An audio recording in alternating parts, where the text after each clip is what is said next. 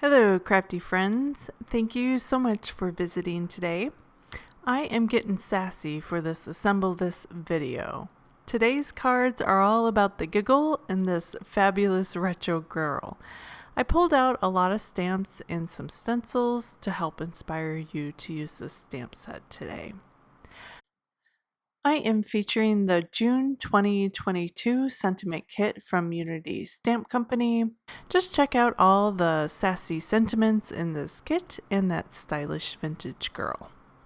It's all about the craft black and gold today. I have my images pre-stamped on some Nina Desert Storm cardstock, and of course I pulled out my favorite dies, the scallops and rectangle dies, to do some die cutting as well. I have some craft cardstock in my original Misty, and I'm stamping up this bloomy background. I just love the floral. It kind of was retro-y, vintagey, kind of matched the feel of that girl. So I'm just doing some stamping for a full background of that. And then I trimmed down the girl into a 2-inch strip. And I think I'm going to pop that up and mat it. So I'm just deciding how big she's going to be. I'm going to notch out the bottom here using my scissors. I don't know why I grabbed my big scissors. I was feeling reckless, I guess. Usually I use my small cutter bees, but I notched out the end and then I just measured out how tall I wanted her to be based on the size of the card. Next, I grabbed some black cardstock, and I'm just going to use some liquid adhesive to glue that down.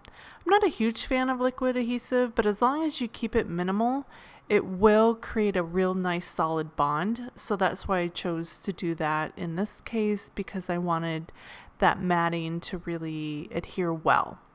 As long as you keep the liquid glue to a minimum, then it'll avoid any type of warping of your image, which is what I don't like about liquid adhesive. So once that was in place, I just trimmed that down to create a mat. I didn't measure anything, I'm just eyeballing.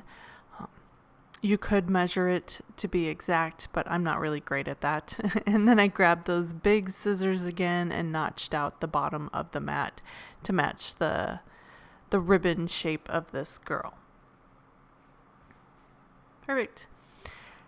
Now to add to that kind of vintage feel, I'm going to do a bit of ink blending. I grabbed some antique linen distress ink, and I'm just using a blending brush to kind of antique-ish or make this a little bit more vintagey to match the style of the card. I'm using a scratch piece of copy paper this time, which is totally fine. It does move around a bit, so I think I'm going to switch up my method the next time I do some blending. And I'm doing every single piece just so it matches. I didn't want something to really stand out from the others, so I'm doing the sentiment, the background, and the girl. Next, I grabbed some string. It's this burlap string, and then a cute little tiny little paper clip, and I'm doing a bow. This is how I like to do my bows. I wrap them around my finger a few times, and then I push that tail back in between my two fingers. It's a little tricky this time. My tail was a little bit long. I had thread that paper clip through that string, and then you wrap that around the string that's on your thumb. So that's what I'm trying to do on this time. I should have cut that string a little bit shorter. Would have made it easier for me, but it is what it is. So then I just really tie that tight. And then the bow is actually incorporated into that paper clip. And then I just slide that onto my little banner of that girl. I have another video on how I tie my bows that's easier to watch. So I'll link that up below, up in the corner, so you can check that out. And then I'm just going to pop that up onto the front of the card. I'm really loving that. And then I popped up the sentiment and added a little bit of glue and popped that up in the bottom corner. So let's move on to our next card. This is going to be fun because I'm doing lots of kind of mixed media. I'm stamping with the just a number background stamp. I love these numbers for birthday cards. It's just kind of fun. That number theme and birthdays, it just really goes well. So I'm stamping that with that antique linen distress ink and just pushing that around the card. I'm not even using a block or a MISTI. I'm just pushing that down onto the areas of the background that I want. And then next I grabbed this bubble stencil from Tim Holtz. I love the shape of this. I just feel it's matching the style of the card. It's very vintagey, very glitzy. So I've had this metallics transfer gel in my stash for a very long time, and apparently it's not available anymore, but there are lots of options out there for stencil butters and stencil paste. So I'll link one below. It's not this one exactly because they just don't make it anymore, which makes me sad, but it's in my stash and I'm going to use it. So if you have it in your stash, then lucky you can use it as well, but I'll put another option below. And you can use this with any type of stencil butter that you might have. And what I like to do is to place a piece of cellophane, or this is that press and seal. I do this with all my paste mediums just to make sure there's a really nice seal, and hopefully they won't dry out on me because I don't use them all that often. And next, I did grab my heat tool. What I loved is the effect of how it created an extra bubble if I got it really close. So I did that on this one. I even added that extra bubble effect. I was really just trying to kind of dry it quicker, but if you hold it close, it creates that bubble and an extra layer of texture, which is really kind of fun. I loved it.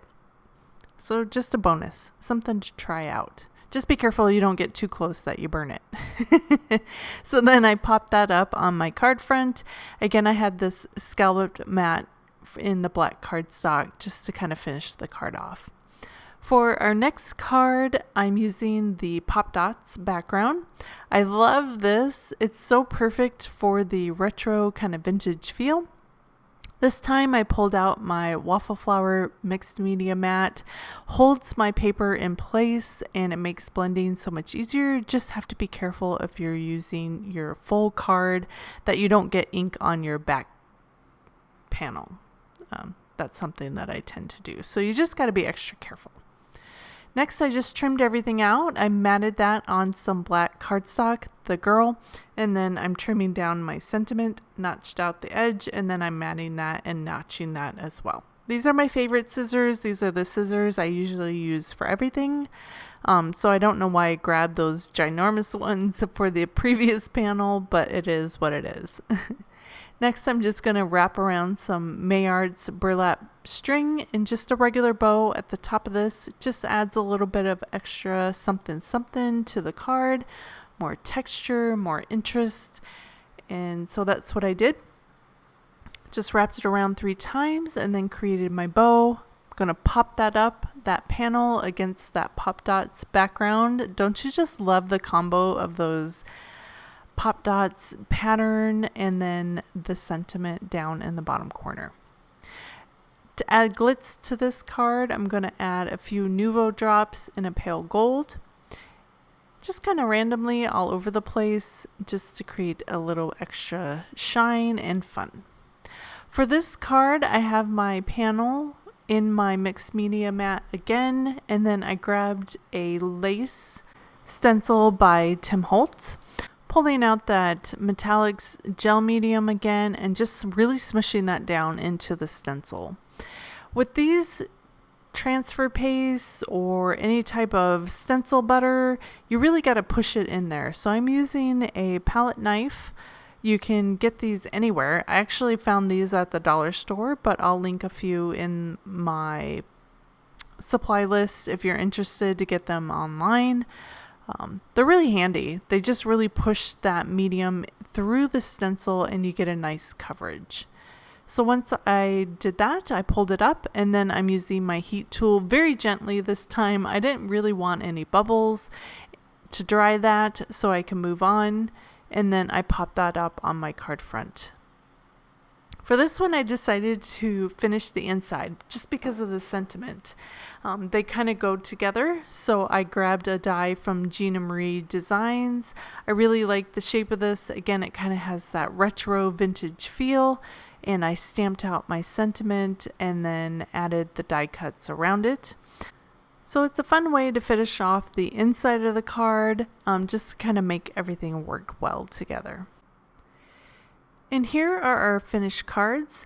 I really love that Pop Dots background. It just really has that retro feel that matches the girl. Plus the Nuvo drops really adds the glitzy shine that I'm looking for.